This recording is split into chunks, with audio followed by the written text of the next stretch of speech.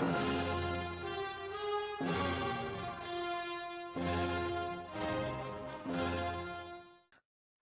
all. Good morning, good afternoon, good evening. Welcome back to another video from Let's DevOps. In today's video, we are going to look into a couple of things. One is what is an ideal branching strategy for projects or simple projects that start on a greenfield. And when you come up with a branching strategy, more often than not, developers encounter merge conflicts. So how does a merge conflict happen? What's the scenario of producing a merge conflict? And more importantly, how could we resolve such a merge conflict using one of the easier methods available in the industry using Git REBASE? So this is what we would see in this video. Without wasting much time, let's get started.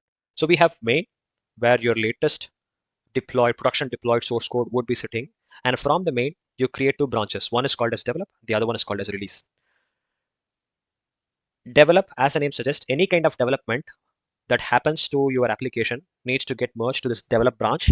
And after the point where it's ready to get deployed or production released or QA release, then the source code from the develop branch needs to get merged to release branch, and then the pipeline that is looking into the release branch gets kickstarted. So let's just quickly walk through this. Main, and from the main, you have two branches branching out develop and release. From the develop, any kind of development needs to happen from here. So which means, let's say there is a feature development happening and there is a bug fix development happening, then the developers will have to branch out from the development branch, develop branch. So they create, you can see here, feature/UI customization is branched out from develop. And then another developer is also working on some kind of a bug fix. He also creates his branch from develop. And then they work on a couple of versions, they commit their code changes. And then once they are ready, they've tested it out on their local environment, they create a pull request back and then merge it back to develop. Same with the, maybe this is not right. There should be another version, because the moment this developer commits, there is a new version created. And when the next developer wants to commit, he will have version 4. Okay, not bad. Right, then once the code change is looking good enough to be merged for a release, then there'll be a pull request created on whichever version you want from the develop branch into the release branch. Again, in terms of CI/CD context, there will be a CI/CD pipeline that is looking into develop branch. There will be a CI/CD pipeline that will keep looking into release branch. The moment there is a code change or a successful pull request merged into develop, the CI/CD pipeline on the develop branch will get kickstarted with all of the unit tests and regression tests from the develop branch. And then the other CI/CD pipeline on the release branch, the moment there is a merge that happens on the release branch, this one will get kickstarted, where it will basically go and start deploying the application, the tested application into each of the environments, QA, dev, QA, pre-prod, and prod, and so on. Well, now that we just looked into an ideal branching strategy for small applications that start on greenfield, we will now look into how a merge conflict arises and what's the scenario that produces a merge conflict. Let's use the same branching strategy to explain how merge conflicts arise. Now, as we said, from the main, we would have a develop and release branch, and any sort of development, be it feature development, enhancements, adding more features, or any sort of development related activities will start with develop branch as your base. So let's consider two developers, developer 1 and developer 2, both branching out from develop branch, either from the same version or from the next versions, doesn't matter. And then they individually start doing some code changes for their application. So let's say one of the developer is working on a feature and he commits and pushes a couple of versions. And then there's another developer who's actually working on a bug fix that just probably came up in a QA deployment or even on the CI deployment, on the develop environment itself. They deployed and tested and found some bugs, so they would like to correct it. In that case, now both these developers are working on a feature and a bug fix, and coincidentally, they are actually working on the same module, same file, and probably same set of lines. So one is probably introducing some new changes, and the one is actually fixing some fix, so he's adding some more code changes to the same set of lines, file, module. Now what happens is, how you encounter a merge conflict is when, let's say, one of the developer finishes first. This bug fix guy is finished first, and then he merges his changes back to develop. So he creates a pull request from his branch and then merges it to developer branch.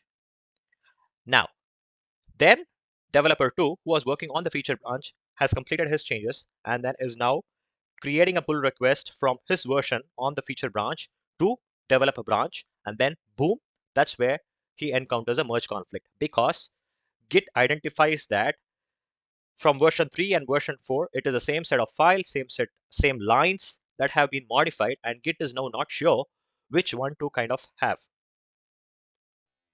All right, now that we have seen how a merge conflict generally arises, now let's go ahead and try and reproduce this merge conflict, and more importantly, see how it could be resolved.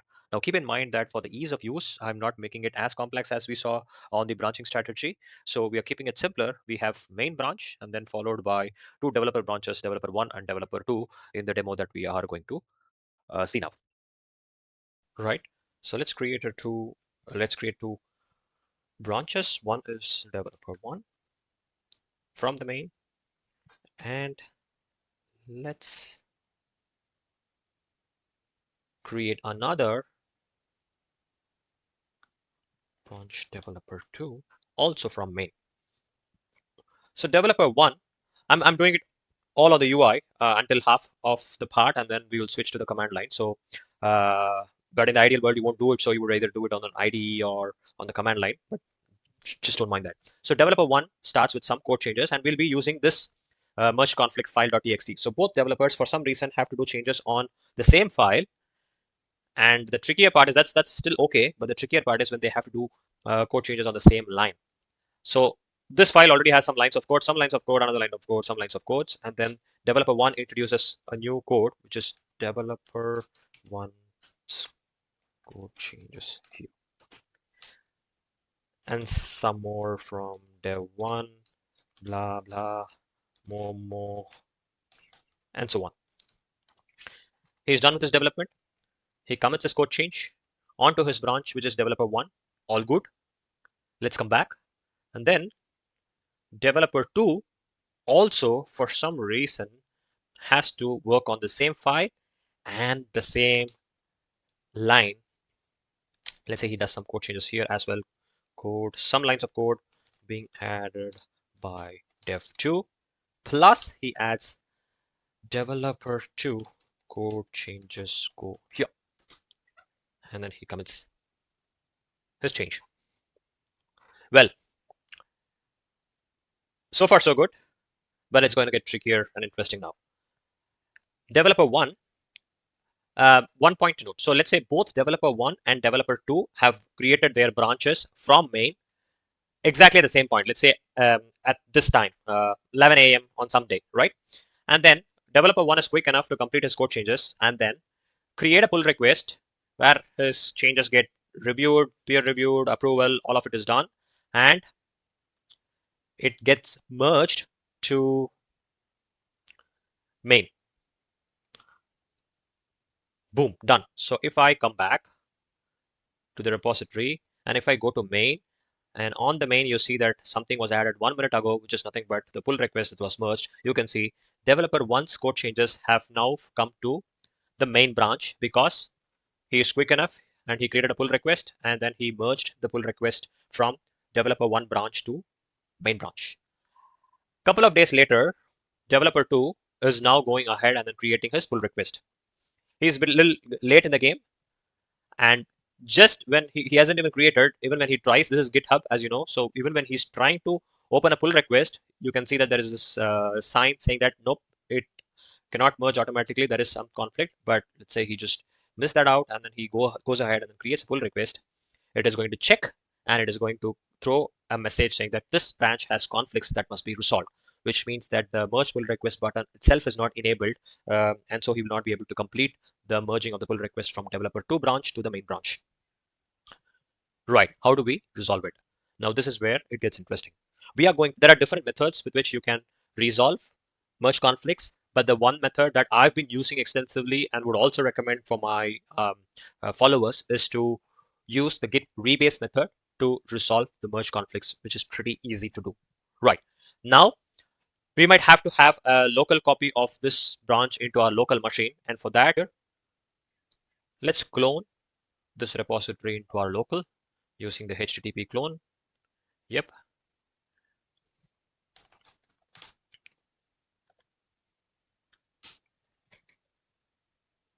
Remember, you're not CD'd into the repository yet, so quickly do a CD or change directory, switch directories to your repository.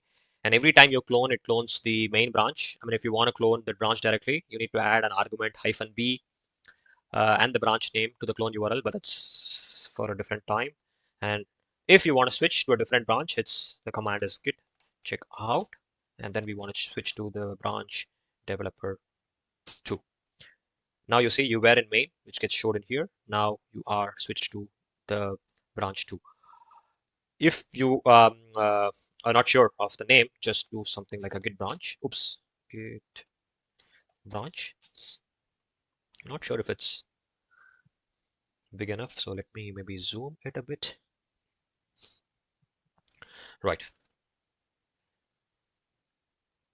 If you when you do a git branch, basically you it shows you all of the different branches, and that will probably help you. So if I do a clear, I'm good. I'm on the terminal. Now what do I want to do? We want to induce this conflict that we see on the UI into our local machine. And to introduce that conflict, we need to do something called as a rebasing. Okay, what's this rebase? Basically, you want to apply the changes of your upstream branch onto your working branch. So when I say the upstream branch, my source branch for the branch that I created, developer 2, is the main branch. So I created my developer 2 branch 2 days back. And now within these 48 hours, there could be multiple changes from different developers that has been merged back onto the main. So, and that's probably why there is also a conflict on the UI. So I want my developer 2 branch to have the latest changes of what's there on the main branch. And to do that, I want to rebase or apply the changes of main onto my working branch. And that's mainly what rebasing is. So let's, as the name suggests, my base of my branch is main, which was created 2 days back. And in the 2 days, many things have happened. So I want to again do a rebase of main onto my working branch. Clear so far? I hope this is clear enough. So let's pull my window here. Yep. And let's do this. So first, let's do a git fetch. I mean, you don't need to do it, but it's generally good because if you have already cloned the repository, it's always good to do a git fetch. And let's do a git rebase origin main onto my current branch. You don't have to specify it. You just need to give this. It will in turn understand that the origin main has to be applied on top of your working branch, which is developer 2, and I hit enter. Boom, conflict. Now, if I go to my desktop where I've cloned the repo, if I open the merge conflict file, it is going to show what is the change that is coming from main and what is your change. Now, I'm opening it in a text pad, which is not ideal and not clear. In the ideal world, you would be having an IDE like a Visual Studio Code or an IntelliJ or Eclipse. And on the IDE, it is going to open up in a more beautiful way where it will show what are the incoming changes and what are the outgoing changes. And you just need to click on that button so that you retain what changes you want. But in this text pad way, which is not the ideal way, I might have to do it myself. Okay, let's keep that aside. Let's come back to our situation. So we need to resolve the conflict. Developer 1's code changes there and developer 2's code changes here. Now we want to choose which code changes to want. Developer 2 thinks, hey, nope. Though developer 1 has done some code changes and already merged his changes to main, my code changes are more relevant for the release. So I would go ahead and overwrite or let Git know that my changes are more relevant and hence allow me to complete a pull request from my branch to the main branch and don't consider it as a conflict. I will let you know that if you're not able to make a decision of which changes are more important, I will let you know that my changes are more important. So allow me to complete a merge conflict. Oh, sorry, complete a merge. So what I do is I remove this guy's code changes and only keep mine. I do a save Control S of this file, which is important. Close it out, go back to the terminal. And the moment you do a git rebase origin main, you see that the terminal jumps into a rebase mode. I'll show you how or what you need to do additionally to get out of this rebase mode. So now we have done the changes. We have told what changes needs to stay, and it's more like you did some development. So as soon as you finish your development, the next three things is to do a git add, commit, and push. We are going to do the same. So git add dot git commit -m, logical message fixing, merge conflict, also maybe a Jira ticket number, Jira 1234, enter. And you would think you need to apply a git push, but there's one more additional thing that you need to do. Since we are in this rebase mode, we need to first exit out of this rebase mode and then do a git push. So what you do is git rebase -- continue.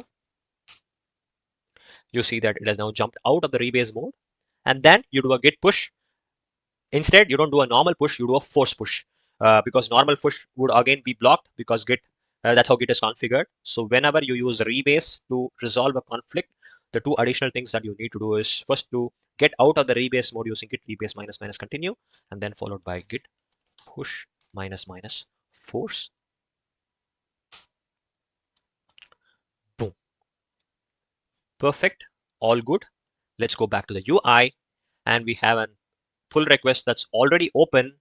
So let's go to that pull request and let's see how it's looking.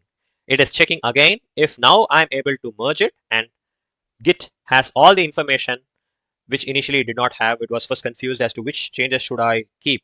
Developer 1 already has some code changes on main. Developer 2 is also sending in some new changes for the same line. I'm not sure what to place in there. And now using the rebase, we have told Git, hey, developer 2's code changes are even more important, so don't get confused. This is what needs to get pushed. And then now, since it has that information, it is allowing you to complete a merge of the pull request from developer 2 branch to the main branch. Let's go ahead and hit. Right, I come back, I go to the main and check this file to see developer 2 code changes are sitting in here. And that's how we need to resolve a merge conflict using Git rebase. Thank you so much. It's a bit long video, but thank you so much for watching. Have a nice rest of the day. Bye-bye.